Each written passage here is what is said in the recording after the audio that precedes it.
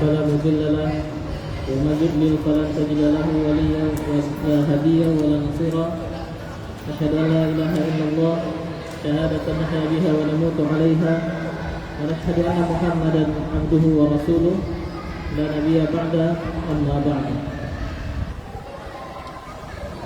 Ibu-ibu kaum muslimat yang dirahmati oleh Allah Subhanahu wa taala, pada kesempatan yang sangat indah ini, pada sore hari yang cerah ini, mari kembali kita panjatkan rasa syukur kehadirat Allah Subhanahu wa taala, di mana Allah masih senantiasa memberikan kita nikmat dan karunia yang begitu besar yang tidak bisa kita hitung dan kita ukur-ukur. Ya, di antara nikmat besar yang Allah berikan kepada kita semua tentu adalah nikmat keimanan, nikmat ketakwaan. Dan juga di antara nikmat besar yang Allah berikan kepada kita adalah Allah hadirkan ibu-ibu semua ke majelis ilmu ini, yang mana kata Rasulullah SAW, di dunia ini ada beberapa taman-taman surga. Nah, di antara taman-taman surga yang ada di dunia ini itulah majelis ilmu, yang mana bahkan semut yang ada di lorong-lorong pun, termasuk ikan-ikan yang ada di lautan, nanti akan memintakan ampun untuk para penuntut ilmu. Ya, jadi di antara keutamaan menuntut ilmu adalah dia didoakan oleh malaikat, oleh ikan-ikan yang ada di laut, jumlahnya tak terhingga. Begitupun semut-semut yang ada di lorongnya. Nah, itu adalah nikmat yang sangat besar sekali dari Allah Subhanahu wa taala. Ya, apalagi ibu-ibu yang dirahmati oleh Allah Subhanahu wa taala, sekarang ini yang kita pelajari adalah ayat Allah Subhanahu wa taala. Kita berusaha menggali makna dari kalam Allah Subhanahu wa taala, ya. Karena kata Allah Subhanahu wa taala, kata Rasulullah sallallahu alaihi wasallam, lillahi ahlul fil ard. Jadi Allah itu punya keluarga di bumi ini. Nah, di antara siapakah keluarga Allah itu adalah ahlul Quran, ahlullahi wa khasatuh. Jadi orang-orang yang berusaha mempelajari ilmu tafsir ini juga termasuk keluarga Allah. Bukan hanya orang yang hafal Quran saja yang keluarga Allah, tapi ini adalah salah satu ikhtiar kita mempelajari tafsir Al-Quran, sejauh mana Al-Quran. Ini adalah salah satu usaha kita untuk mendekatkan diri kepada Al-Quran dan mendekatkan diri kepada Allah Subhanahu wa taala. Oleh karena itu, dengan memperbanyak bersyukur kepada Allah Subhanahu wa taala, kita berharap itu Allah berikan keberkahan demi keberkahan atas nikmat yang sudah Allah berikan kepada kita semua. Ibu yang dirahmati oleh Allah Subhanahu wa taala, selawat beriringan salam semoga senantiasa tercurah kepada baginda Rasulullah sallallahu alaihi wasallam. Beliau adalah teladan kita sepanjang zaman, manusia yang sangat kita harapkan akan bertemu dengan beliau di akhirat nantinya. Sangat kita harapkan akan kita mendapatkan syafaat dari beliau nantinya. Nanti ada masanya, ibu-ibu yang dirahmati oleh Allah Subhanahu wa taala, ketika setiap umat, setiap pengikut Nabi dan Rasul itu nanti mereka mendatangi Nabi dan Rasulnya. Mereka mendatangi Nabi dan Rasulnya untuk apa? Untuk meminta syafaat. Kenapa? Karena pada hari itu di padang mahsyar matahari itu sangat dekat sekali. Bahkan ada orang yang tenggelam oleh keringatnya sendiri. Ada yang terbenam hingga bahunya, ada yang terendam hingga kakinya. Tetapi di saat itu nanti ada kesempatan bagi umatnya Rasulullah SAW untuk mendapatkan syafaat dari Rasulullah. Karena hanya Rasulullah yang diizinkan oleh Allah untuk beri syafaat. Ketika umat Nabi dan Rasul yang lain meminta syafaat kepada Nabinya, maka Nabi dan Rasul yang itu mengatakan, saya tidak bisa memberikan syafaat. Dan hanya Rasulullah SAW yang bisa memberikan syafaat nantinya. Oleh karena itu, di antara cara agar kita dicintai oleh Rasulullah, agar kita nanti kelak bisa mendapatkan syafaat dari Rasulullah SAW, adalah dengan kita memperbanyak selawat kepada beliau. Allahumma sholli ala sayyidina Muhammad wa ala ali sayyidina Muhammad. Nah, kemudian cara kata Rasulullah SAW juga, di antara orang-orang yang disebut pelit di dunia ini adalah di antaranya orang yang ketika disebutkan nama Rasulullah tapi dia enggan untuk berselawat. Padahal cintanya Rasulullah SAW itu kepada umatnya tiada terkira. Bagaimana perjuangan beliau dan para sahabat dahulu, jika seandainya kita pelajari, kita baca halaman demi halaman sirah beliau, maka kita akan meneteskan air mata. Dan bagaimana ketika suatu saat Rasulullah pulang dari Taif. Di Taif Rasulullah disakiti oleh kaumnya. ketika Rasulullah dilempari dengan kerikil dengan batu sampai kaki beliau terluka. Ketika beliau di perjalanan pulang, beliau dihampiri oleh malaikat dan ditawarkan agar kaumnya ini, agar penduduk Taif ditimpakan bukit atau dihimpit oleh bukit, ya. Tetapi Rasulullah menolak. Rasulullah tidak menerima tawaran tersebut. Rasulullah hanya mendoakan semoga kelak dari keturunan mereka, dari anak cucu mereka lahir generasi yang menyembah Allah Subhanahu wa taala. Dan juga ketika Rasulullah SAW sudah berada di akhir nyawa beliau, di akhir hayat beliau, itu yang beliau ingat masih umatnya. Ummati, ummati, kata Rasulullah. Begitu besarnya kecintaan Rasulullah kepada kita, sehingga sangat naif sekali jika seandainya ada orang yang mengaku umat Rasulullah SAW tetapi untuk berselawat saja enggan. Nah, cinta kepada Rasulullah tidak bisa dibuktikan hanya dengan berselawat saja. Dan yang paling penting atau bukti cinta yang paling hakiki kepada Rasulullah adalah dengan mengikuti sunnah-sunnah yang beliau ajarkan. Ibu yang dirahmati oleh Allah Subhanahu wa taala, perkenalkan yang kita sudah diperkenalkan oleh Ibu Moderator. Maka kembali, nama saya Abdan Syukri. Kalau kampung aku Alahan Panjang. Ini kalau kampung di Alahan Panjang. Dan dulu sekolah dari Salah, kemudian lanjut ke Al-Azhar Kairo. Nah, terus jauh-jauh ngerasa ke Al-Azhar, kiranya jodoh di Padang sama anak Ustaz Soleh. Ya alhamdulillah, ya kita masih diberikan kesempatan untuk dekat dengan orang-orang yang berilmu, dan mudah-mudahan kehadiran kami di sini tidak mengurangi, ya, karena kita doakan Ustaz Soleh, beliau sejak kemarin kurang sehat, ya, kurang fit, dan mudah-mudahan beliau segera pulih. Semoga kehadiran kami di sini, walaupun ya tidak semaksimal beliau dalam menyampaikan, tapi istilahnya kalau tidak ada air kayak mungkin jadi, ya. Jadi mudah-mudahan nanti sedikit apa yang bisa kami sampaikan ini juga bermanfaat untuk Bapak Ibu semua. Nah, sebelum kita masuk kepada kajian kita, kajian tafsir surat Yasin ayat ke-37 lagi Bu ya. Ayat ke berapa? 37 ya. Dia 37 ini nanti pakai sampai 40. Jadi insya Allah kita akan nanti tadi 37 ke 40. Nah, sebelum itu kita akan sedikit, saya ingin menyampaikan sedikit wasiat takwa untuk ibu-ibu semua yang dirahmati oleh Allah Subhanahu wa taala. Kemarin kita sudah melewati bulan Ramadan, ya. Bulan Ramadan sudah kita lewati satu bulan lamanya dengan banyak mawasimil khair, dengan banyak musim-musim kebaikan atau peluang-peluang amal kebaikan yang sudah kita laksanakan. Nah, dengan harapan seperti yang hampir tiap hari mungkin kita dengarkan, la'allakum tattaqun, agar kita mencapai kita orang-orang yang bertakwa. Maka Allah Subhanahu wa taala mengatakan kepada kita, ternyata bertakwa saja tidak cukup. Yang perlu kita lakukan adalah kita diseru, maka kita diseru lagi oleh Allah Subhanahu wa taala, ya ayyuhalladzina amanu taqullaha haqqa tuqatih. Wahai orang-orang yang beriman, bertakwalah kalian kepada Allah Subhanahu wa taala haqqa tuqatih, sebenar-benar takwa. Wala tamutunna illa wa antum muslimun. Nah, maka kalau ketakwaan, ya, yang disebut dengan takwa, mungkin kita sudah sering mendengar bahwa yang dinamakan dengan takwa adalah berasal dari kata al-khauf, takut kepada Allah Subhanahu wa taala.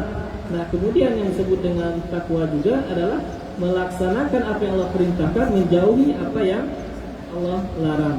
Nah, dalam surat Ali Imran ayat 102 ini Allah berfirman, ya ayyuhalladzina amanu taqullaha haqqa tuqatih. Di antara makna haqqa tuqatih yang diriwayatkan oleh para mufassir dari Abdullah ibnu Mas'ud, ada beberapa makna, ada 3. Setidaknya yang disebut dengan haqqa tuqatih ini ada 3. Yaitu yang pertama, Allah itu ayyuqta wa la yuqsa. Yang pertama, kita mentaati Allah Subhanahu wa taala dan menjauhi maksiat.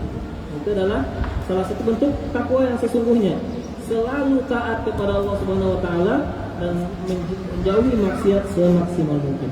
Yang pertama. Nah, kemudian wa ayyushkara wa la yuqsa. Dan kita bersyukur kepada Allah Subhanahu wa taala, senantiasa bersyukur, memuji Allah Subhanahu wa taala dan tidak pernah mengkufuri nikmat. Karena orang yang bertakwa pasti akan mengakui bahwa apapun yang ada di dunia ini itu datangnya dari Allah Subhanahu wa taala. Maka di antara bentuk ketakwaan adalah dawamus syukur, senantiasa bersyukur kepada Allah Subhanahu wa taala. Nah, kemudian kata Ibnu Mas'ud lagi, di antara bentuk haqqa tuqati atau ketakwaan yang sesungguhnya adalah annallaha ayyuzkara wa la yunsa. Jadi Allah itu selalu diingat dan tidak pernah dilupakan.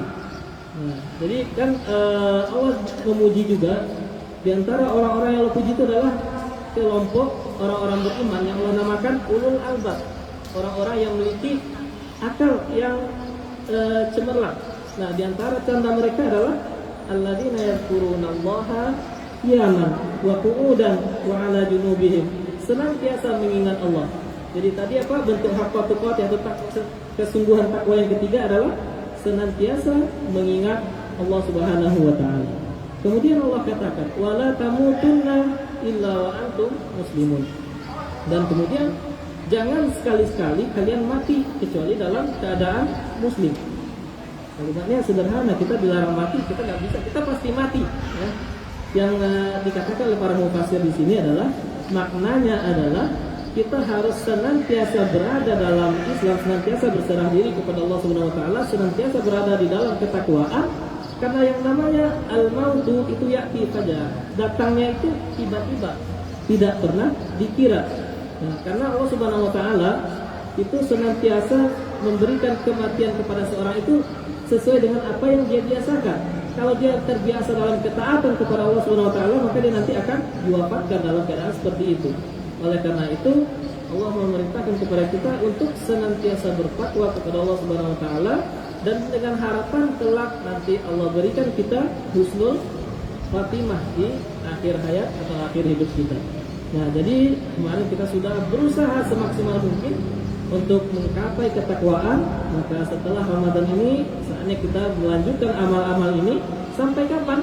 Sampai Allah hentikan nafas kita, sampai Allah panggil kita untuk perjalanan berikutnya menghadap Allah Subhanahu wa taala.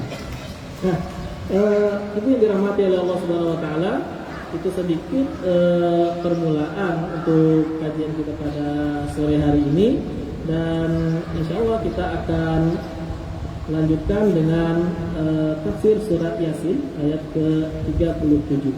Pertama mungkin kan kita bacakan dahulu ayatnya. Bismillahirrahmanirrahim. Wa ayatul lahumul lailu naslahu minhun nahar fa idahum mudbimun. Wasyamsu tajri li mustaqarrin laha dzalika taqdirul azizul alim. Wal qamara qaddarnahu manazil hatta 'ada kal urjunil qadim. Wasyamsu yanbaghi laha an tudrikal qamar wal lailu sabiqun nahar wa kullun fi falakin yasbahun.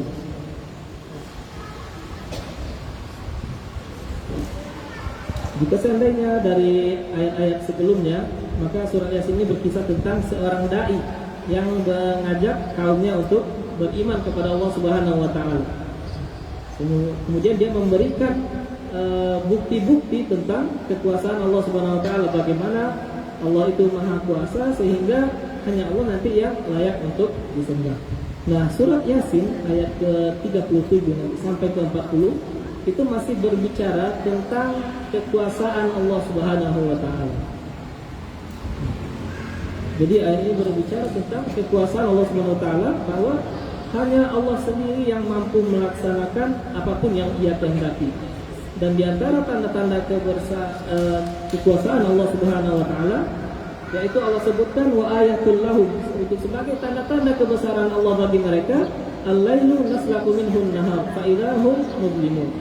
Jadi Allah menyuruh kita untuk melihat ke arah bagaimana Allah menghadirkan malam, ya.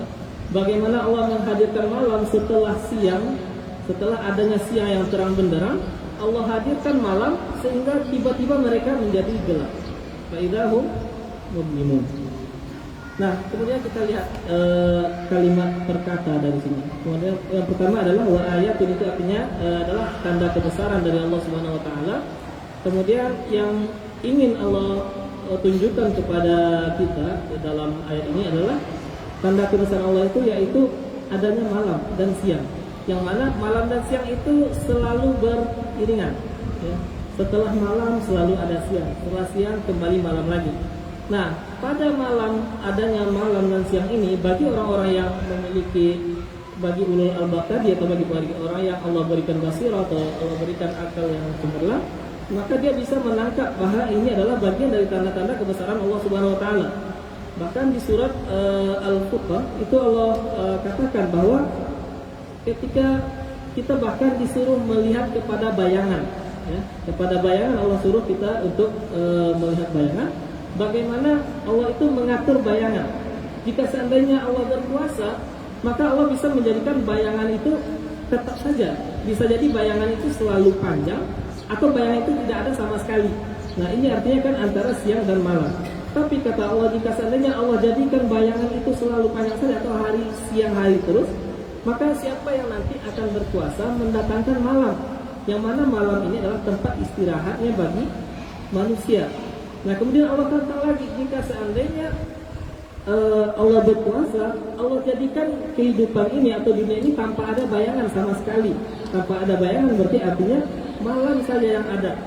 Yang bayangkan kalau seandainya waktu yang kita miliki ini hanya malam saja, maka di mana kita akan mencari kehidupan.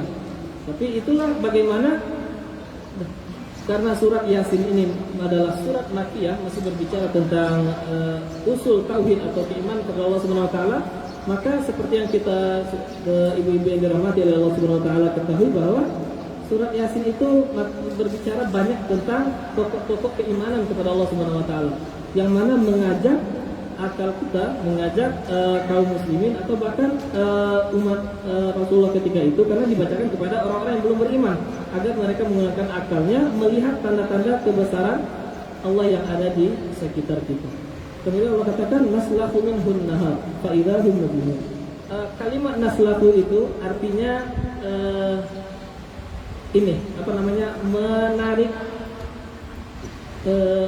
menarik kulit. Seperti orang mencabut kulit dari daging. Kalau seandainya kulit sudah dicabut, kelihatan dagingnya kan? Nah, siang dan malam itu bagi Allah seperti itu.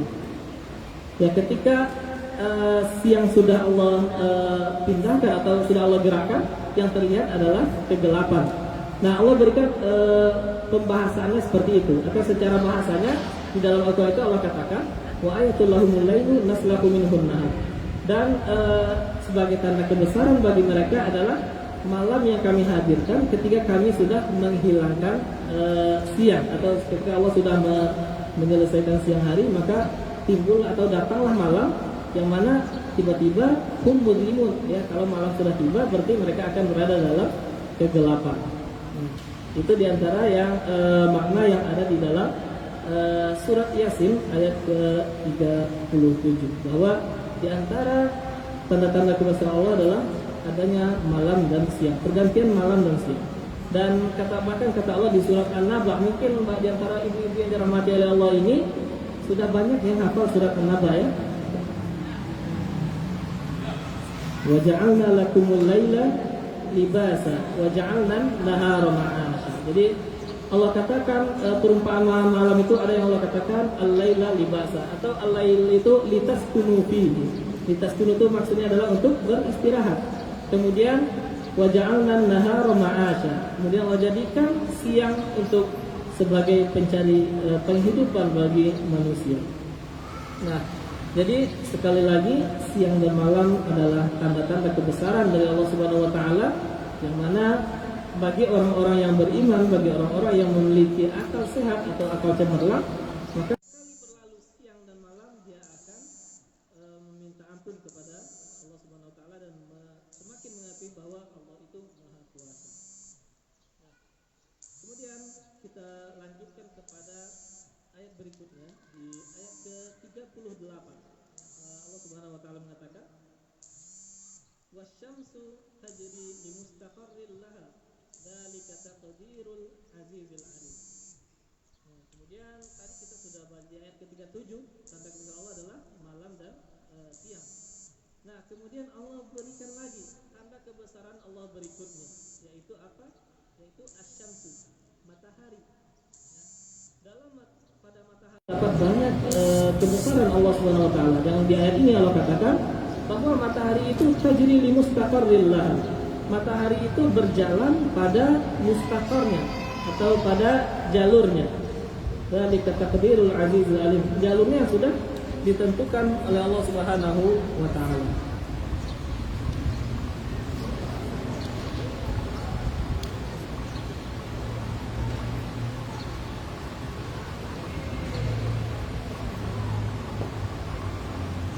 Ibu yang dirahmati oleh Allah Subhanahu wa taala, terkait dengan ayat ke-38 yang dari surah Yasin ini ada satu riwayat yang diriwayatkan dari sahabat Rasulullah SAW. Nama beliau adalah Abu Zar Al-Ghifari. Kita sudah pernah dengar namanya. Suatu ketika beliau berada bersama Rasulullah SAW. Beliau mengatakan, "Kuntu ma'a Rasulillah sallallahu alaihi wasallam fil masjid inda ghurubish syams." Suatu ketika saya berada bersama Rasulullah ketika matahari terbenam. Maka aku bertanya kepada Rasulullah sallallahu alaihi wasallam, "Inna hadhihi tajri hatta tantahi ila mustaqarriha tahta al-'arsy, fatakhirru sajidan." Dan maka ketika Abu Dzar tadi bertanya kepada Rasulullah sallallahu alaihi wasallam, maka Rasulullah berkata, "Inna hadhihi," bahwa matahari ini tajri, bergerak, hatta tantahi ila mustaqarriha tahtal 'arsy, sampai dia sampai di mustaqarnya atau sampai pada titik yang sudah Allah tentukan, di mana adalah mustaqarriha tahtal 'arsy fatakhirru sajidatan.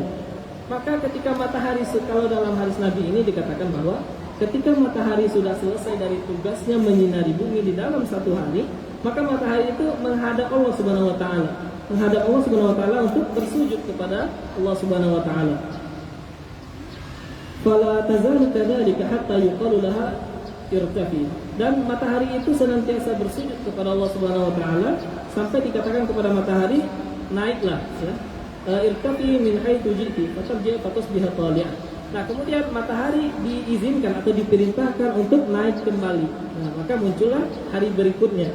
Maka matahari naik kembali. Min haitsu ji'ta fatarji fatusbiha tali'atan min matla'iha. Kemudian muncullah subuh dan matahari naik kembali. Kemudian tsumma tajri la yastankirun nasa minha syai'an hatta tantahi ila mustaqarriha. Kemudian sampai suatu ketika nanti matahari itu kembali, setelah matahari terbenam, matahari akan meminta kepada Allah Subhanahu wa taala, dia bersujud kepada Allah Subhanahu wa taala, kemudian dia tidak lagi diizinkan untuk melanjutkan pekerjaannya, atau tidak lagi diizinkan untuk melanjutkan untuk muncul dari atau untuk terbit dari timur, tetapi matahari diperintahkan untuk terbit dari barat. Nah, maka kalau seandainya matahari sudah diperintahkan untuk terbit dari barat, itu artinya hari kiamat. Nah, maka dalam suatu hadis yang diriwayatkan dari Abu Dzar ini, matahari itu senantiasa menyembah Allah Subhanahu wa taala atau bersujud kepada Allah setiap harinya sampai nanti ada masanya dia diperintahkan oleh Allah untuk berhenti untuk terbit dari timur dan terbit dari barat sebagai suatu pertanda. Maka Bapak Ibu dirahmati oleh Allah Subhanahu wa taala, kalimat mustaqar di sini ya, kalau kita bicara tentang kalimat mustaqar yang dikatakan dalam surat Yasin di dalam ayat ke-38, ini ada yang mengatakan bahwa mustaqar itu adalah mustaqar makani atau adalah tempatnya, atau mungkin kita sebut dengan jalur matahari itu bergerak. Ada juga yang disebut dengan yaitu tajri li mustaqarrillah, atau ini yang disebut dengan waktu. Ya, yang disebut dengan mustaqar itu adalah waktu yang sudah ditentukan untuk matahari ini nanti berhenti. Maka dalam artian lainnya adalah matahari ini dia bergerak menuju batas akhir yang sudah Allah tentukan. Nanti ketika dia mesti terbit dari barat. Kemudian Bapak Ibu dirahmati oleh Allah Subhanahu wa taala, kita lanjutkan dengan dzalika taqdirul azizil hakim. Dan kemudian pada peredaran matahari itu ada tanda-tanda kebesaran Allah Subhanahu wa taala yang sudah Allah tentukan, yang sudah itu disebut dengan qadar atau sudah Allah tentukan, yang tidak akan berkurang dan tidak akan pernah bertambah.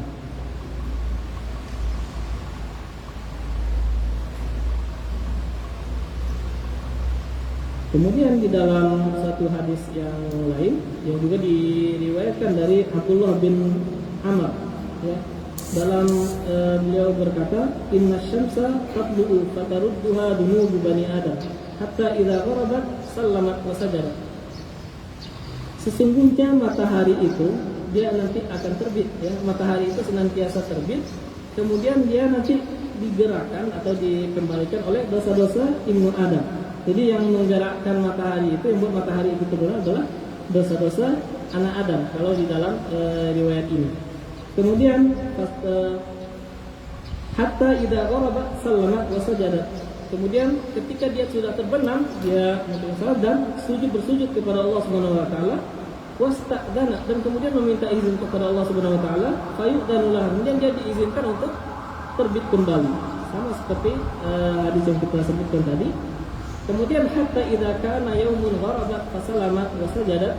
Kemudian pada suatu ketika dia kembali terbenam dan matahari bersujud kepada Allah Subhanahu wa taala, kemudian fasta'zana, kemudian dia kembali meminta izin untuk terbit lagi kepada Allah Subhanahu wa taala, tapi Allah tidak lagi mengizinkan matahari untuk terbit.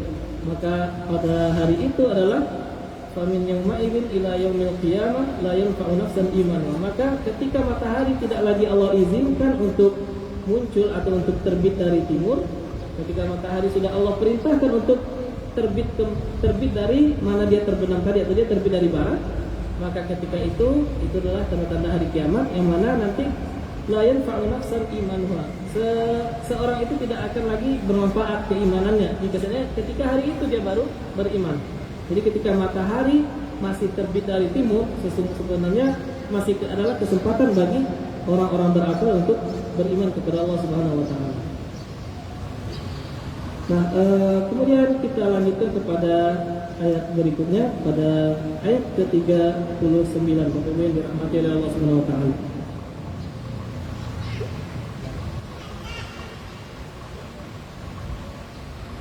Wal qamara qaddarnahu manazil hatta 'ada kal 'urjunil qadim.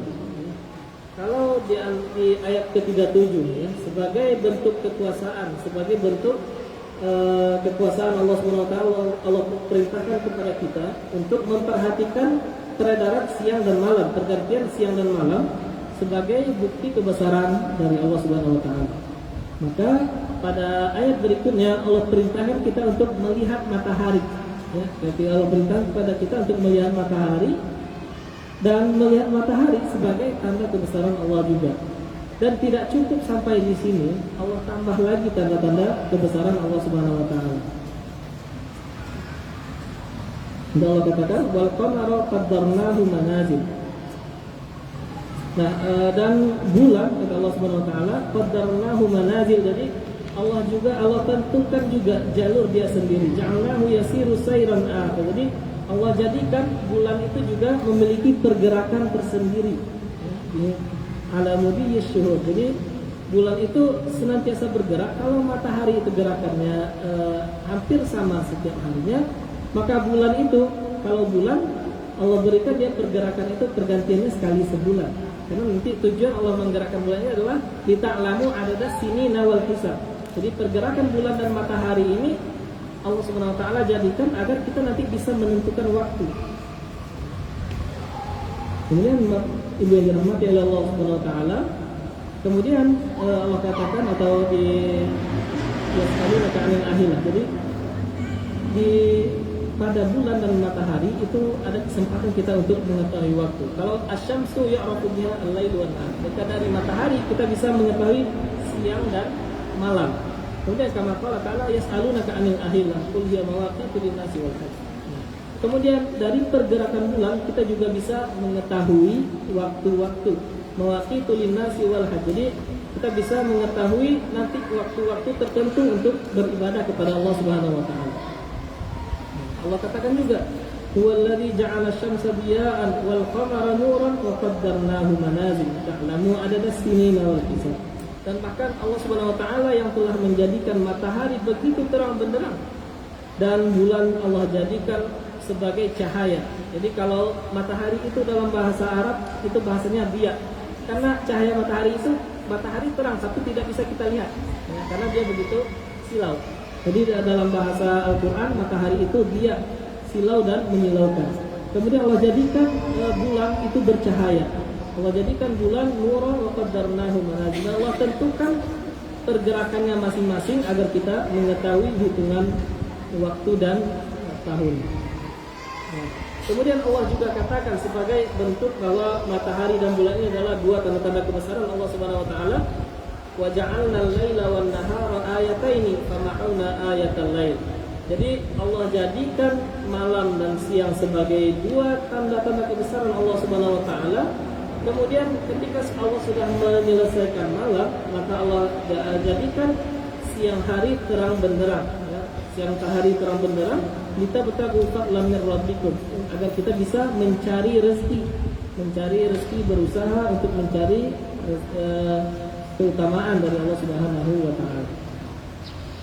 Wa kullu syai'in fassalnahu tafsila, dan semua itu sudah kami rincikan dengan serinci-rincinya karena kata Allah Subhanahu wa taala. Nah, maka bulan pun ketika dia bergerak, bulan itu senantiasa bergerak hatta adatal urjunil qadim. Tapi di akhir ayat itu ada kalimat al-urjunil qadim. Jadi bulan itu bergerak dari awalnya kecil, tidak terlihat sama sekali, dia nanti akan terus bergerak sampai kita lihat ada di pertengahan bulan purnama, ya, kita lihat besar. Dan nanti itu dia seperti al-urjun. Urjun itu ibarat seperti dari bahasa itu dari korma. Dari korma itu ketika tumbuh nanti ada bagian yang akan lepas dari kulitnya. Nah, seperti itu yang disebut dengan al-urjun tadi.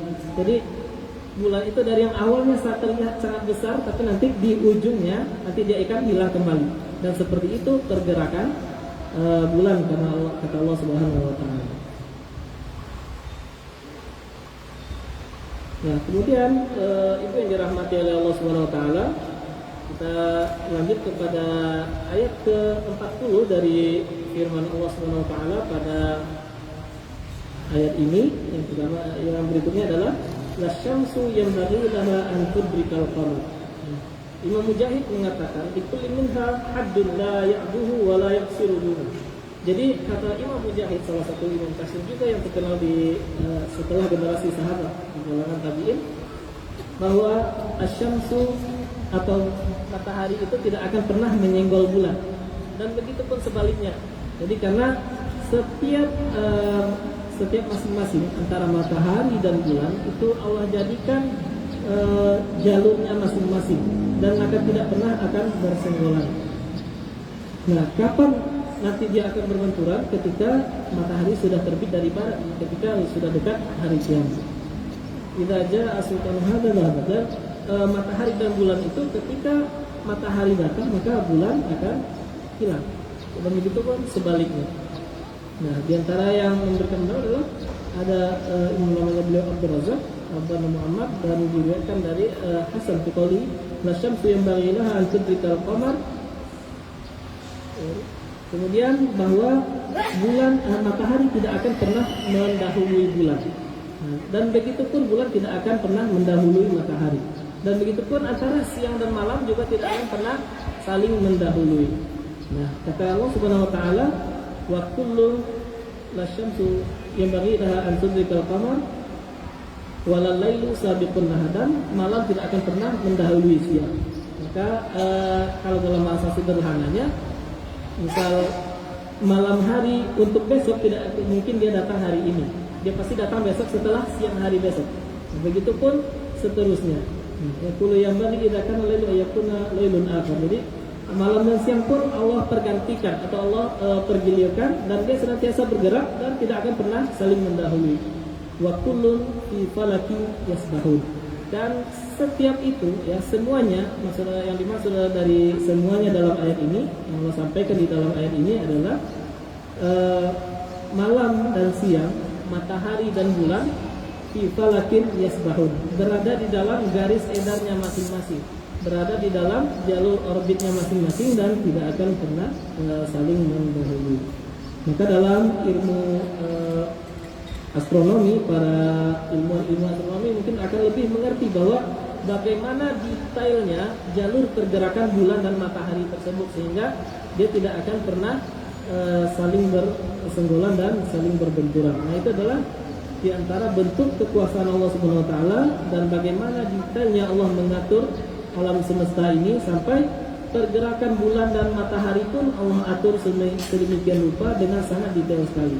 Nah, maka pada ujungnya dari yang Allah harapkan atau yang ingin Allah sampaikan dari ayat-ayat ini adalah itu semua adalah tanda-tanda kebesaran Allah Subhanahu wa taala.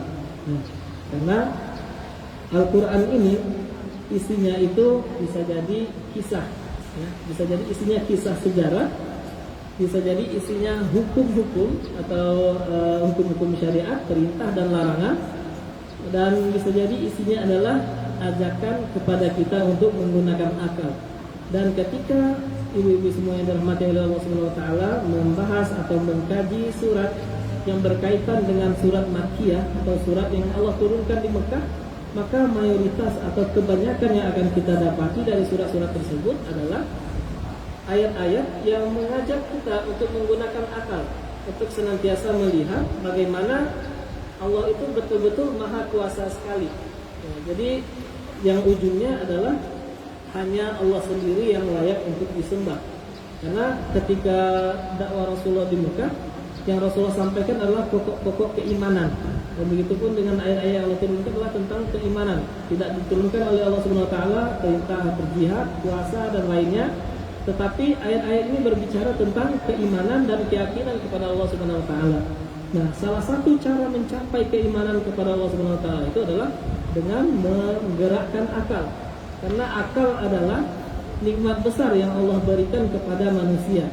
Hanya manusia satu-satunya makhluk yang Allah berikan nikmat akal. Kemudian malaikat juga Allah berikan akal, tapi manusia lebih Allah berikan nikmat lagi karena dia punya akal dan punya nafsu.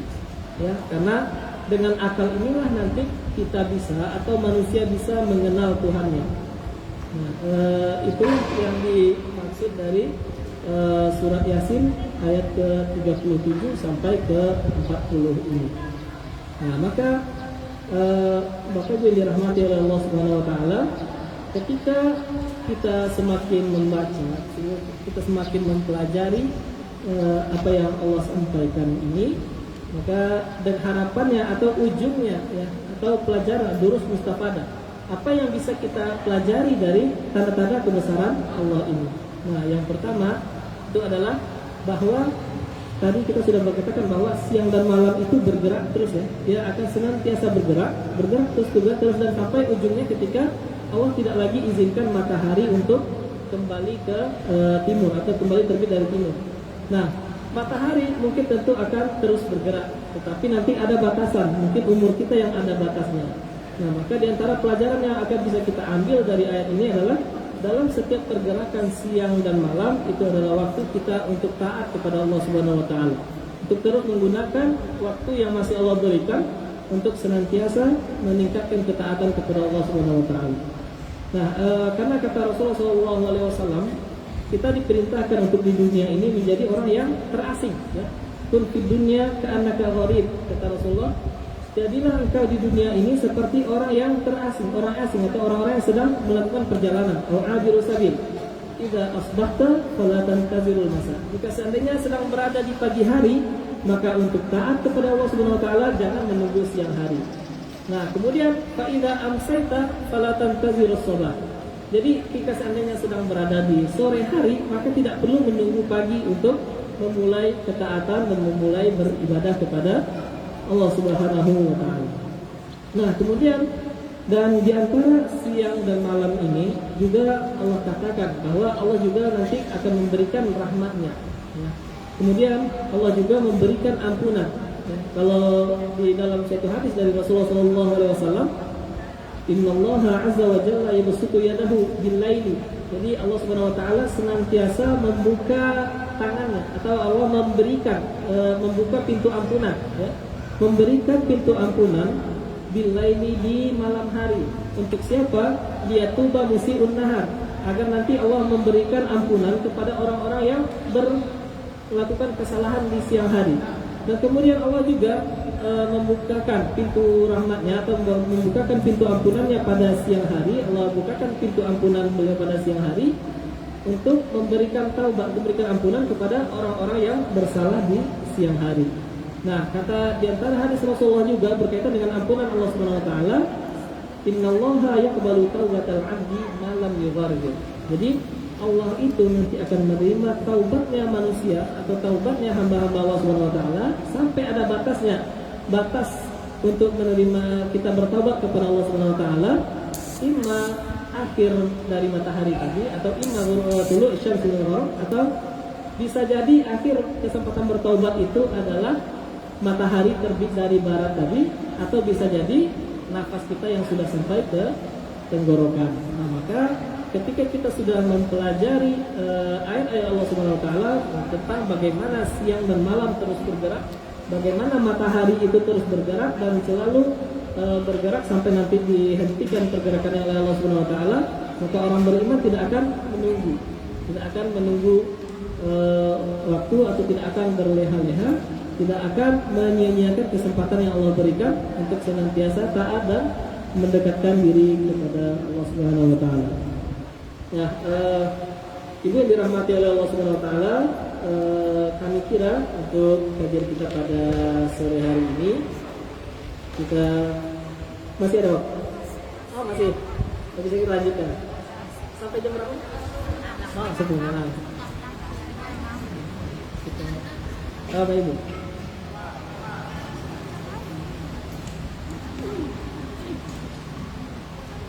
Maka sekarang kita lanjutkan kepada ayat berikutnya. Kalau seandainya kita masih memiliki waktu untuk kita lanjutkan ayat demi ayat, ya. Kita lanjut kepada ayat 41 sampai ayat 44. Ayat 41 sampai ayat 44 masih berbicara tentang kekuasaan Allah Subhanahu wa taala. Yang kita bacakan ayatnya, wa ayatul lahum anna hamalna dzurriyyatahum fil fulkil mashhun wa khalaqna lahum min mithlihi ma yarkabun wa in nasha' nughriqhum fala sariqa lahum wa lahum yunqadun illa rahmatan minna wa mata'an ilahin. Nah, pada ayat ini Allah Subhanahu wa taala kembali menunjukkan, ya, karena kita sudah katakan ya bahwa surat Yasin atau mayoritasnya surat Makkiyah itu bicara tentang tanda-tanda kebesaran Allah Subhanahu wa taala. Maka pada ayat berikutnya kembali Allah perhatikan atau Allah perlihatkan tanda-tanda kebesaran Allah Subhanahu wa taala, bahwa kata Allah Subhanahu wa taala, kami bawa atau kami selamatkan anak cucu mereka itu fil fulkil mashhun, di atas kapal. Itu tasdiruhul bahrul yahmilus sukun. Jadi di antara tanda-tanda kebesaran Allah Subhanahu wa taala adalah Allah taklukkan laut untuk manusia. Yaitu dengan cara bagaimana? Dengan cara kapal bisa berlayar di tengah lautan. Nah, itu adalah di antara bentuk kebesaran Allah Subhanahu wa taala. Dan bagaimana kapal yang berat sekali atau besar sekali, bahkan mungkin apalagi kalau seandainya di zaman kita ini, bagaimana ratusan ribu ton beratnya kapal itu bisa bergerak di atas air. Itulah diantara tanda-tanda Allah Subhanahu wa taala. Kalau di sini Allah katakan yang awalnya itu adalah Safinatun Nuh. Awalnya adalah kapal dari Nabi Nuh alaihi salam. Yang mana di sana Allah selamatkan orang-orang yang beriman di dalam kapal Nabi Nuh tersebut. Nah, kemudian ketika Allah menyelamatkan orang-orang yang beriman di zaman Nabi Nuh atau melalui kapal Nabi Nuh, maka tidak ada yang tersisa lagi satupun di atas bumi ini. Tidak ada makhluk yang selamat kecuali orang-orang yang Allah selamatkan di atas kapal Nabi Nuh tadi. Jadi dalam ayat ini Allah memerintahkan kepada kita semua untuk melihat bagaimana Allah Subhanahu wa taala dengan kuasanya menyelamatkan sekelompok orang. Maksudnya sekelompok orang-orang yang beriman kepada Allah Subhanahu wa taala di atas kapal Nabi Nuh atau di kapal Fulkil Mashhur, kapal yang penuh ketika itu. Mashhur itu artinya mamlu atau dipenuhi dengan barang-barang dan hewan-hewan. Ini cerita tentang kapal Nabi Nuh, ayat ke 41 ini.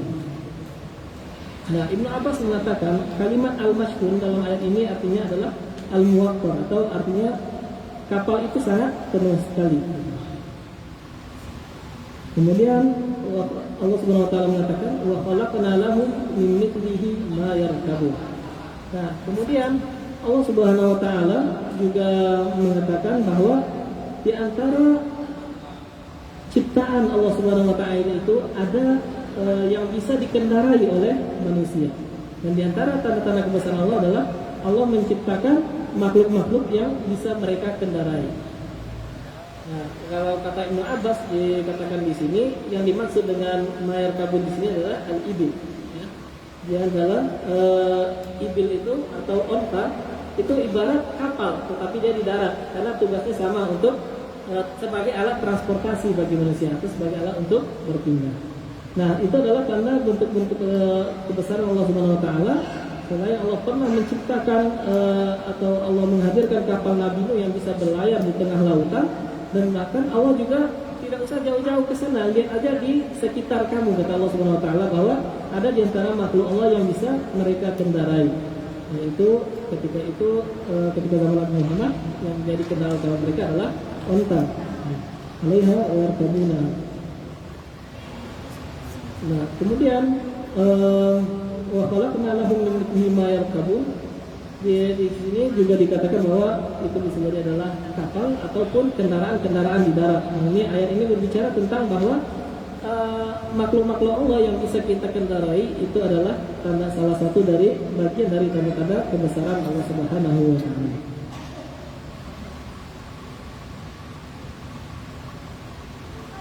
Kemudian Allah lanjutkan dengan ayat berikutnya, wa in nasha' nughriquhu. Jadi tadi ketika Allah Subhanahu wa taala memerintahkan kepada kita untuk melihat bagaimana Allah jadikan kapal bisa bergerak di tengah derasnya ombak lautan, ya, di tengah besarnya lautan kapal bisa bergerak. Nah, tetapi Allah Subhanahu wa taala dalam ayat berikutnya menunjukkan lagi kekuasaannya. Di antara kekuasaan Allah adalah wa in nasha' nughriquhu. Dan jika seandainya Allah berkehendak, maka Allah bisa saja menenggelamkan mereka. Nughriquhu. Al-gharq itu artinya tenggelam. Fala sarikha lahum wa lahum yunqadun. Dan ketika Allah jika seandainya Allah berkehendak untuk menenggelamkan mereka, fala sarikha lahum. Sarikha itu tempat berteriak atau tempat minta tolong. Maka jika seandainya Allah berkehendak untuk menenggelamkan manusia ini, maka mereka tidak akan memiliki tempat minta tolong sama sekali. Walahum yunqadun. Tidak akan ada yang mampu menolong mereka. Wala sarikha lahum walahum yunqadun. Dan tidak akan ada yang mampu menyelamatkan mereka dari tenggelamnya tadi. Karena jika seandainya Allah yang berkehendak atau Allah berkehendak untuk menenggelamkan manusia itu, maka tidak ada yang bisa menyelamatkan dari kehendak Allah Subhanahu wa taala. Tetapi Allah katakan lagi di ayat berikutnya, illa rahmatan minna. Tetapi ada rahmat dari Allah Subhanahu wa taala, ya. Jadi ketika ada yang tenggelam, ternyata ada yang bisa selamat. Maka mereka selamat dengan apa? Illa rahmatan minna wa mata'an ilahi. Dan dia nanti akan selamat dengan rahmat dari Allah Subhanahu wa taala. Walakin birahmatin minhu sayurukum fil barri. Nah, dengan rahmat Allah juga lah Allah memampukan manusia untuk bergerak di daratan dan bergerak di lautan. Maksudnya bergerak dengan kapal, menaiki kapal di lautan atau menaiki kendaraan, hewan kendaraan di darat. Bahkan kalau seandainya di zaman kita sekarang, di antara tanda kebesaran Allah adalah Allah taklukkan bahkan besi bagi kita semua, kita bisa bergerak di atasnya, ya, naik pesawat. Kalau di zaman Al-Quran diturunkan itu kan pesawat belum ada. Tapi kalau seandainya Al-Quran bicara tentang pesawat, itu mereka tidak akan paham sama sekali. Nah, tapi di antara tanda-tanda kebesaran Allah bagi kita saat ini adalah bagaimana kita bisa bergerak dengan pesawat terbang yang begitu beratnya. Nah, dan bahkan tapi Allah katakan bahwa itu semua mata'an ilahi. Jadi adalah nikmat Allah, rahmatan minna. Nikmat dan rahmat dari Allah itu ada batasnya. Nanti hanya kesenangan atau nikmat yang Allah tentukan batasnya bagi mereka. Nah, kemudian Ibn dirahmati oleh Allah Subhanahu wa taala, Tetap tadi ayat ke-41 sampai ke-44 masih berbicara tentang tanda-tanda kebesaran Allah Subhanahu wa taala. Ya, bagaimana Allah perintahkan kita melihat tanda kebesaran Allah dalam kapal yang bisa berlayar di tengah lautan. Kapal yang begitu berat bisa berlayar di tengah lautan, dan begitu juga ada makhluk-makhluk Allah yang bisa kita kendarai sebagai wasilah kita untuk bergerak dan membawa barang-barang yang jika seandainya kita bawa atau kita pikul kita tidak akan mampu. Tetapi Allah yang menaklukkan makhluk-makhluk lainnya tersebut untuk kita gunakan dalam kemudahan hidup kita. Nah, kita lanjutkan ke ayat berikutnya, ke ayat 45.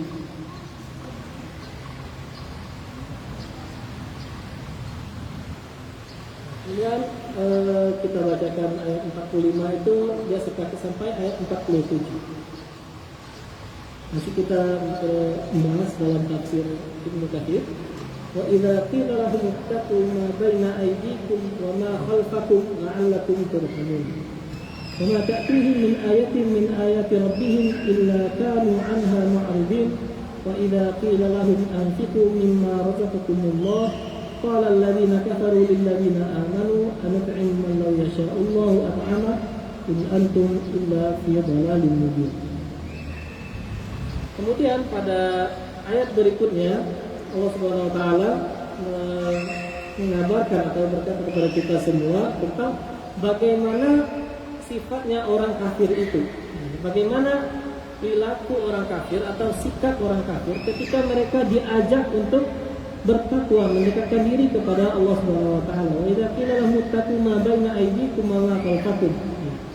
Jadi Imam Mujahid mengatakan yang dimaksud dengan ittaqu ma baina aydikum wa khalfakum, berhati-hati terhadap apa yang ada di depan dan di belakang. Maksudnya itu adalah berhati-hati terhadap dosa dan maksiat. Nah, kemudian kita diperintahkan untuk berhati-hati terhadap dosa dan kesalahan agar nanti mendapatkan rahmat dari Allah Subhanahu wa taala. Turhamun, ya.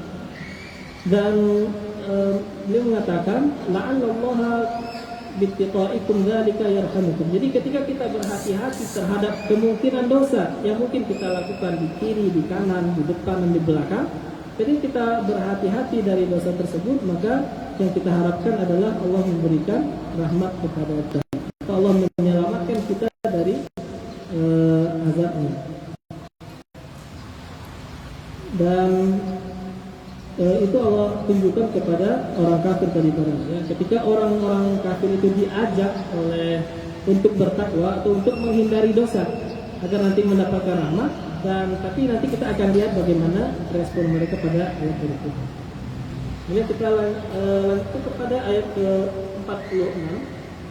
Wa ma ta'tihim min ayatin min ayati rabbihim illa kanu anha mu'ridin.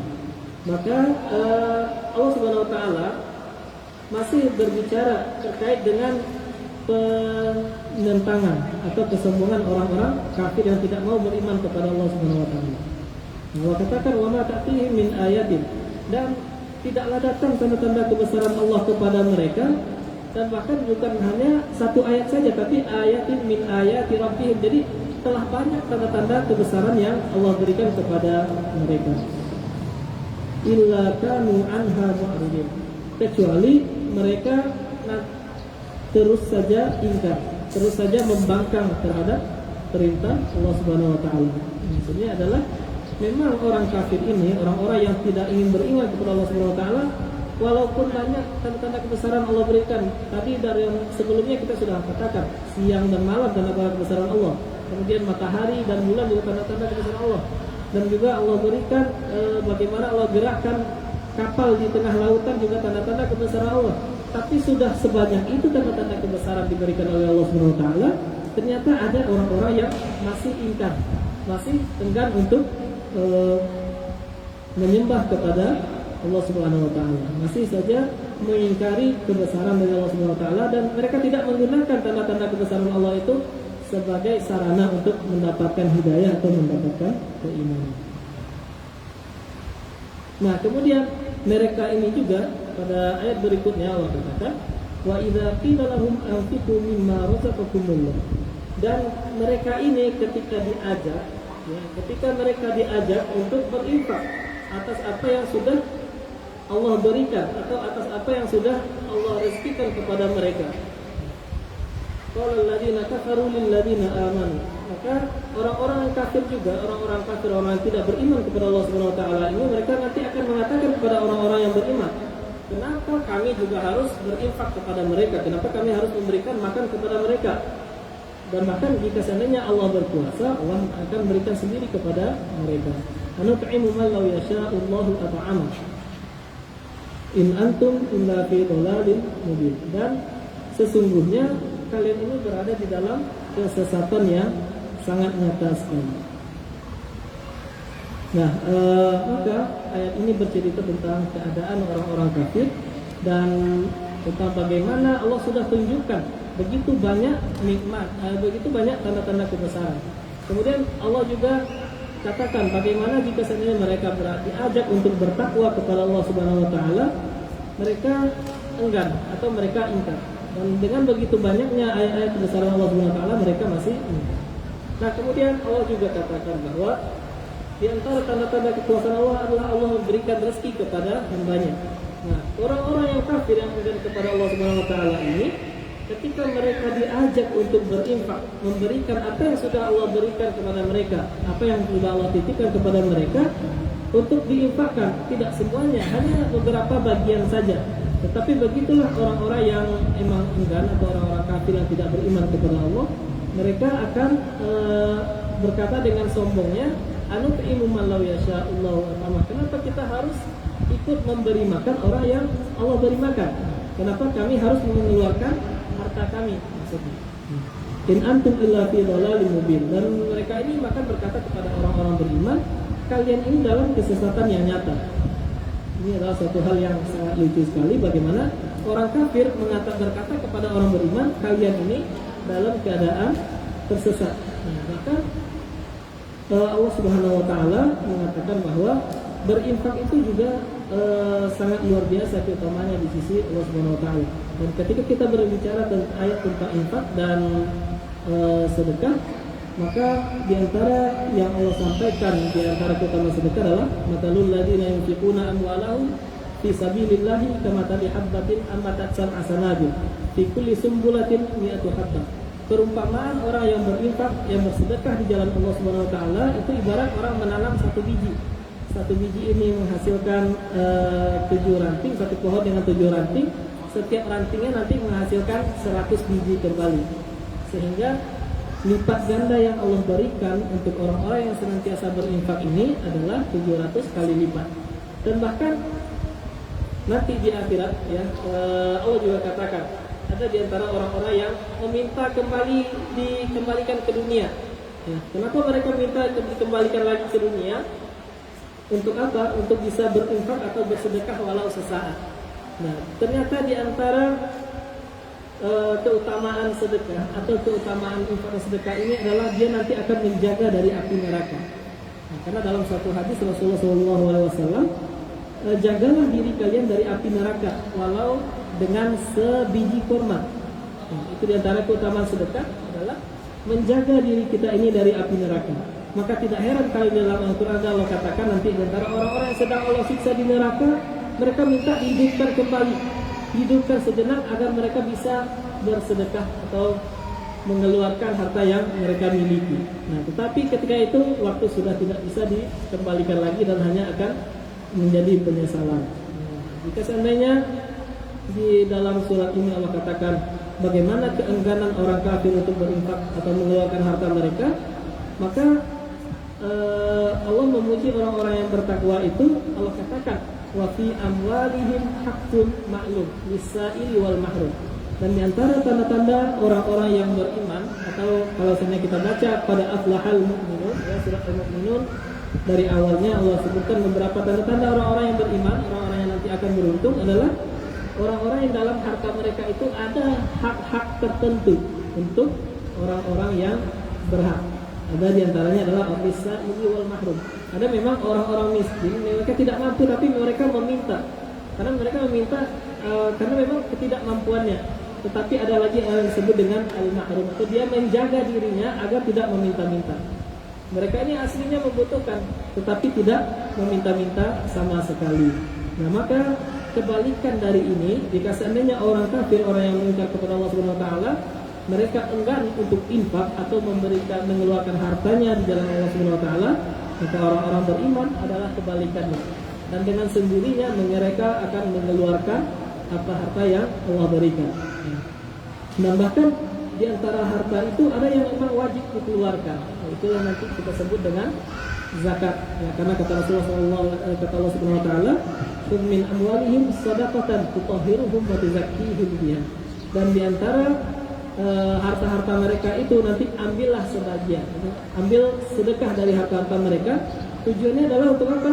Tutahhiruhum wa tuzakkihim biha, untuk mensucikan harta mereka. Makanya kita sebut dengan zakat, yang artinya adalah suci atau pembersih dari harta atau titipan yang Allah berikan kepada kita semua. Nah, itu adalah diantara makna ayat yang ke-47, bagaimana orang-orang yang sudah Allah tunjukkan begitu banyak tanda-tanda kebesaran dari Allah Subhanahu wa taala, tetapi mereka masih ingkar dan enggan untuk mengikuti apa yang Allah perintahkan. Ketika mereka di ayat 45 diajak menjauhi dosa atau ittaquma baina aydikum wa khalfakum, ya, karena para mufassir mengatakan untuk menjauhi dosa dan maksiat agar mendapatkan rahmat. Kemudian mereka senantiasa ingkar dan tidak mengikuti apa yang diajak atau diajarkan oleh Allah dan Rasul. Dan kemudian ketika orang-orang kafir atau orang-orang ingkar ini diajak untuk berinfak, mengeluarkan harta yang mereka miliki, mereka juga enggan karena mereka merasa itu adalah hasil dari usaha mereka. Nah, begitupun dengan orang-orang yang sombong, yang memiliki banyak harta. Mungkin di antara kisah orang banyak harta yang sangat sombong sekali adalah kisahnya Qarun. Mungkin ibu semua sudah pernah mendengar kisah tentang bagaimana Qarun itu merasa bahwa harta yang dia miliki itu adalah utituhu ala ilmin indi, saya dapatkan dengan jerih payah saya sendiri. Dan dia tidak merasa bahwa harta yang sampai kepada dia itu adalah pemberian dari Allah Subhanahu wa taala. Nah, dia merasa hanya harta ini adalah hasil usaha dia sendiri, maka terserah dia mau diapakan. Tetapi dalam kisah Qarun itu Allah sampaikan bahwa ternyata bagi Allah mudah saja. Orang yang awalnya memiliki harta yang banyak sekali seperti Qarun, ternyata dalam sekejap Allah balikkan bumi, terbenam dia bersama harta-hartanya. Nah, kalau seandainya kita lihat pada ayat ini ayat berbicara tentang orang kafir yang enggan untuk mengeluarkan harta mereka. Salah satu contohnya adalah contoh yang sudah ada di masa lalu seperti Qarun tadi, yang mana keengganan mereka itu bersumber dari awalnya kesombongan sehingga merasa mereka pandai atas segala hal dan berujung pada kufur nikmat dan tidak mengakui pemberian dari Allah Subhanahu wa taala. Nah, kita lanjutkan Bapak Ibu yang dirahmati oleh Allah Subhanahu wa taala kepada ayat berikutnya. Nah, ayat berikutnya masih berbicara terkait dengan orang-orang kafir ini, orang-orang yang sebenarnya sudah diajak untuk menyembah Allah Subhanahu wa taala. Ya, bagaimana kalau di kajian sebelumnya mungkin tentang seseorang yang berdakwah kepada kaumnya, kemudian dia memberikan banyak bukti-bukti tanda-tanda kebesaran Allah Subhanahu wa taala dan mengajak untuk menyembah Allah Subhanahu wa taala. Nah, ini ada ayat ini sekarang berbicara tentang puncak kesombongan mereka. Di mana mereka tadi sudah diajak untuk menyembah Allah, sudah diberikan tanda-tanda kebesaran Allah, sudah diberikan ajakan-ajakan untuk mendekatkan diri kepada Allah Subhanahu wa taala, tetapi mereka tetap ingkar, tetap tidak percaya dengan apa yang Allah dan Rasulnya sampaikan. Ini adalah bentuk dari puncak kesombongan mereka. Wa yaquluna mata hadzal wa'du in kuntum shadiqin. Ma yanzuruna illa sayhatan wahidatan ta'khudhuhum wa hum yakhsimun fala yastati'una tawsiyatan wa la ila ahlihim yarji'un. Dan pada ayat ini Allah Subhanahu wa taala mengabarkan kepada kita tentang bagaimana orang kafir itu merasa bahwa al-wa'du atau hari yang Allah janjikan itu sangat jauh, sehingga dengan penuh kesombongan mereka berkata, kapan ini hari kiamat? Ini dimaksud dengan al-wa'du di sini itu hari kiamat. Jadi jika seandainya kalian betul-betul benar dalam dakwah yang kalian sampaikan, kata orang-orang kafir di dalam ayat ini, maka mata hadal wa'du in kuntum shadiqin. Kapan datangnya hari kiamat tersebut? Ini adalah puncak dari kesombongan mereka, yang mana mereka menantang untuk disegerakan akan datangnya hari kiamat. Tapi Allah menjelaskan lagi bahwa ma yanzuruna illa sayhatan wahidah. Dan mata hadal wa'du in kuntum shadiqin yasta'jilu bihal ladzina la yu'minu biha. Dan memang dengan hari kiamat ini, orang-orang yang tidak beriman dengan kedahsyatan hari kiamat, mereka memang ingin segera melihat hari kiamat tersebut seperti apa. Mungkin karena penasaran mereka atau karena kesombongan mereka. Bahkan Allah sering katakan yasta'jilu bihal ladzina la yu'minu biha. Dan orang-orang yang sombong, orang-orang yang tidak beriman dengan hari kiamat tersebut memang senantiasa meminta agar hari kiamat itu dipercepat saja. Allah Subhanahu wa taala, "Ma yanzuruna illa sayhatan wahidah ta'kuluhum wa yaqsimun." Bahkan sesungguhnya tidak ada yang mereka tunggu. Maksudnya hari kiamat yang mereka tunggu-tunggu tadi itu hanyalah sayhah wahidah. Sayhah wahidah itu bagi Allah lah nafatu wal faza. Jadi sekali tiup saja bagi Allah Subhanahu wa taala itu semuanya sudah hancur lebur, ya. Yufahu fisuri tukal tufaza. Jadi ketika Allah kehendaki hari kiamat itu akan datang, dia hanya sayhawaidah atau hanya satu gelombang saja atau hanya satu tiupan saja, yang mana ketika itu wana sufi aswaqihim ma'aishim yahtasimuna wa tashajaruna fi adatihim. Jadi ketika hari kiamat itu sudah Allah sampaikan, sudah Allah perintahkan kepada Nabi Israfil untuk meniup sangkakala, maka ketika itulah mereka yakhisimun, mereka akan terbelanga, ya, mereka akan terkejut dan tidak percaya dan terkaget sekaget-kagetnya, ternyata memang yang selama ini Allah janjikan itu benar adanya.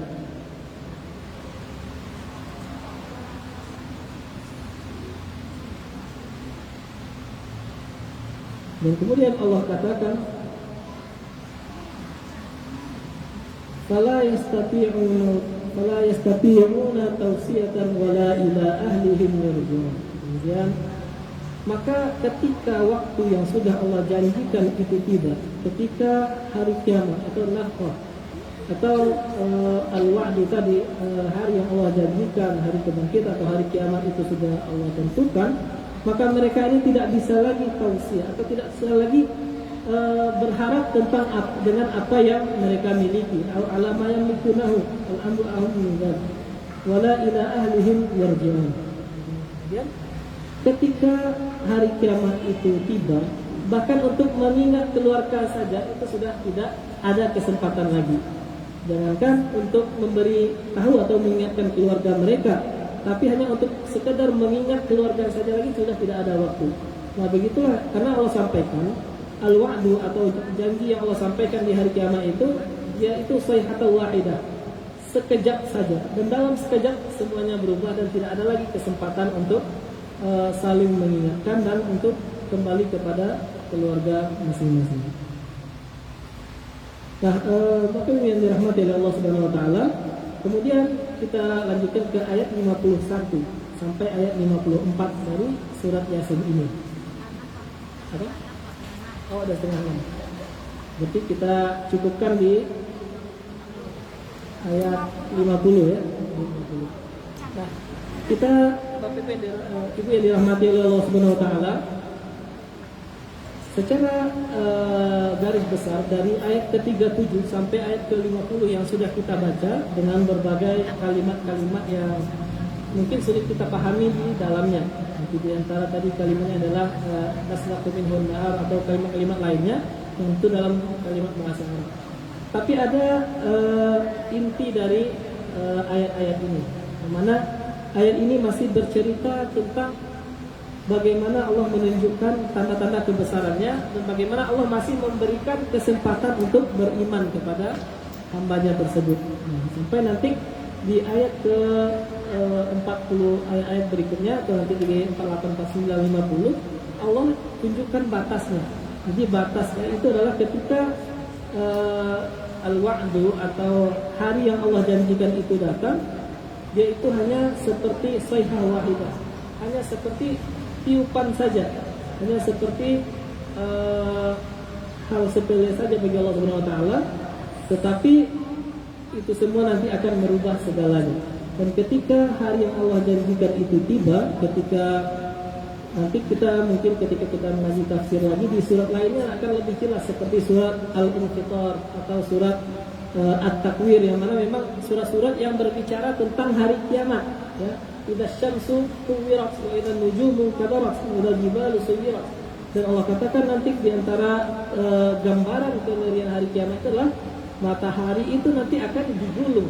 Ya, bagaimana matahari itu digulung dan kemudian bintang-bintang yang ada itu diperbenturkan, bintang-bintang berjatuhan, dan nanti langit-langit juga akan terpecah dan terbelah. Nah, itu adalah di antara gambaran kengerian nanti hari kiamat ketika sudah tiba. Tetapi pada surat Yasin ini Allah tidak berikan begitu jelas tentang kejadiannya. Tapi yang Allah sampaikan di sini adalah kejadian hari kiamat itu begitu cepat. Ya, keruntuhan, kehancuran semuanya itu begitu cepat. Sampai-sampai orang kafir yang tidak beriman dengan Allah tadi itu mereka la yastati'una tawsiyatan wala ila ahlihim yarji'un. Sampai-sampai mereka tidak sempat untuk mengingat keluarga mereka, tidak sempat untuk mengingat keluarga mereka, dan tidak sempat lagi untuk kembali kepada keluarga mereka, karena hari kiamat atau hari kehancuran itu datang begitu cepat, terutama bagi orang-orang yang kafir dan ingkar kepada Allah Subhanahu wa taala, dan pada akhirnya nanti akan berujung penyesalan. Nanti di kajian berikutnya atau di ayat berikutnya ibu semua akan melihat lagi bagaimana kengerian kondisi mereka setelah mereka berada di hari kiamat atau setelah hari berbangkit. Bapak yang dirahmati oleh Allah Subhanahu wa taala, pada kesempatan kali ini saya menyampaikan terima kasih yang sebesar-besarnya kepada ibu semua yang dirahmati oleh Allah, yang sudah meluangkan waktu untuk sama-sama kita belajar, mempelajari Al-Quran dan memahami maknanya. Karena Allah turunkan Al-Quran ini sebagai petunjuk bagi kita. Dan salah satu cara kita menggapai petunjuk Al-Quran itu yaitu dengan mentadabburi maknanya. Ini adalah bentuk tadabbur makna Al-Quran, yaitu mengkaji atau membaca tafsiran para ulama terhadap ayat-ayat Al-Quran. Semoga ini Allah jadikan kita sebagai ahlullah yang ada di bumi ini, ya. Allah jadikan ibu-ibu semua ini keluarga-keluarga Allah yang ada di bumi ini, yang mana kita harapkan nanti di akhirat itu ada orang-orang yang didatangi oleh syafaat. Ada syafaat yang datang kepada dia. Nah, di antara syafaat yang datang itu adalah kata Rasulullah, karena Rasulullah perintahkan iqra'ul Qur'ana fa innahu ya'ti yaumal qiyamati syafi'an li ashabihi.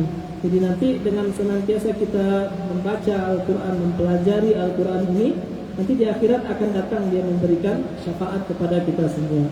Dan bukan hanya itu, nanti kepada di akhirat juga Allah perintahkan kepada kita untuk iqra' wartaqi, bacalah Al-Quran dan terus naik, terus meningkat tingkatan dia di akhirat nantinya, tingkatan surganya kalau dia berada di dalam surga. Nah, sampai mana batasnya, sampai mana ujungnya? Sampai akhir ayat yang dia baca. Jadi sebagaimana dia mempelajari kalam Allah Subhanahu wa taala.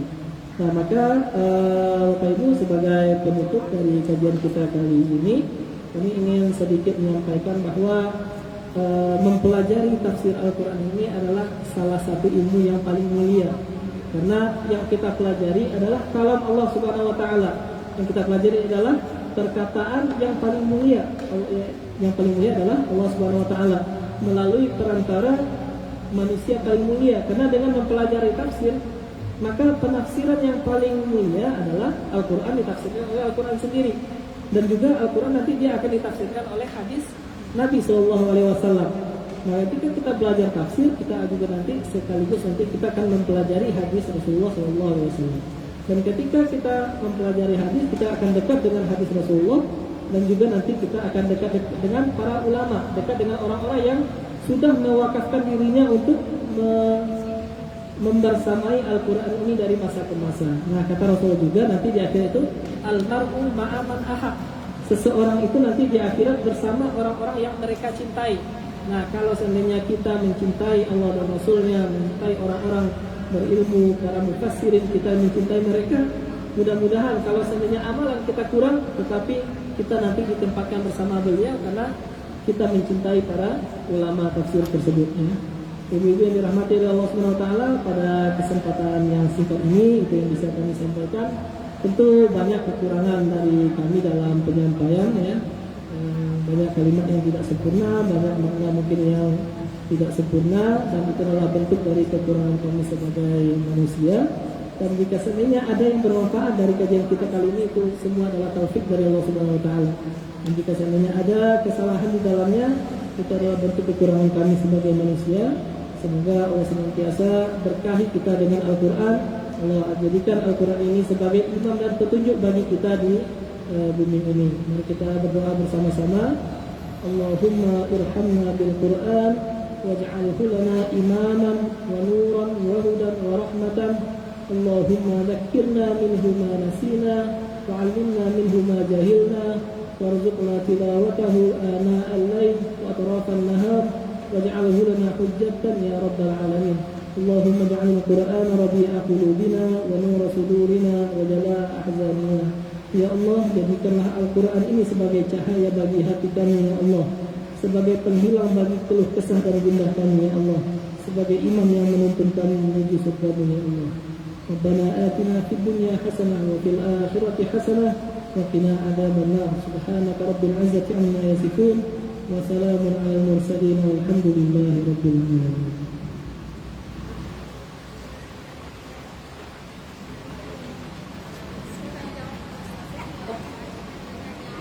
Silakan Bu, mungkin ada sekitar 10 menit kita barangkali ada sesi tanya jawab.